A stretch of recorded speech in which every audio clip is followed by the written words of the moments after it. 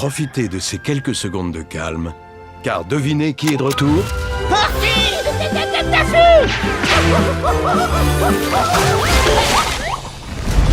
Il est temps de mettre à exécution mon plan machiavélique, et la Terre m'appartiendra.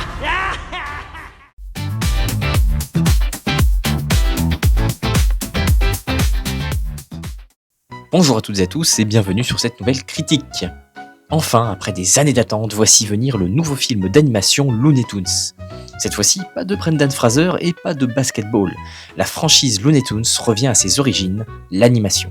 Si l'on ne peut s'empêcher d'apprécier une bonne 2D à l'ancienne, on remarquera tout de même la mise à niveau 2025 qui donne au film une véritable identité. Et en parlant d'identité, celle des Toons loufoques est ici parfaitement respectée. On prend plaisir à redécouvrir leur univers particulier avec un humour qui fonctionne franchement toujours autant en 2025. Le scénario n'a rien d'exceptionnel mais demeure efficace et nous présente des personnages attachants. Dans ce film, Daffy et Porky sont deux amis élevés ensemble et qui partagent donc une synergie intéressante qui met en avant une belle amitié. Un thème classique certes, mais qui font.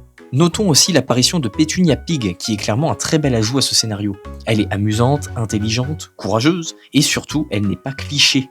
Si vous vous attendiez à un humour peu élaboré et donc adapté pour les enfants, vous serez heureux d'apprendre qu'en réalité, ils ont pensé à tout le monde. Beaucoup de blagues feront rire à la fois petits et grands, mais certaines d'entre elles feront également gentiment sourire les plus matures d'entre nous. Même si ce n'est pas le cas à chaque fois, la présence de références cinématographiques est souvent la preuve d'un véritable amour pour le cinéma, et la recherche d'une œuvre faite avec le cœur, et un véritable amour du 7e art. Ici, de nombreuses références peuvent être trouvées, notamment l'invasion des profanateurs de sépultures et le jour où la Terre s'arrêta. Au début, j'ai pensé dire que l'absence de la plupart des autres Looney Tunes était un défaut du film. Mais après réflexion, je me suis rendu compte que c'était au contraire une qualité. La présence de certains Toons comme Bugs Bunny, Taz ou encore Speedy Gonzales aurait éclipsé la présence de Daffy et Porky.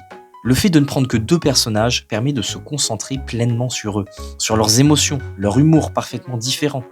Et ce sont tous ces éléments qui donnent à Daffy et Porky une dimension émotionnelle plus forte.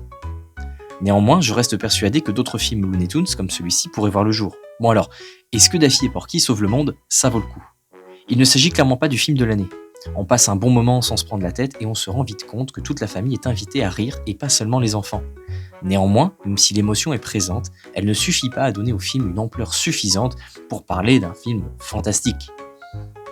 Toutefois, l'humour des Looney Tunes est maîtrisé et l'animation 2D est un vrai plus à une époque quasiment 100% 3D. Merci d'avoir suivi cette vidéo, pensez à vous abonner, à mettre un like, à commenter et à bientôt sur la chaîne du Petit Méliès.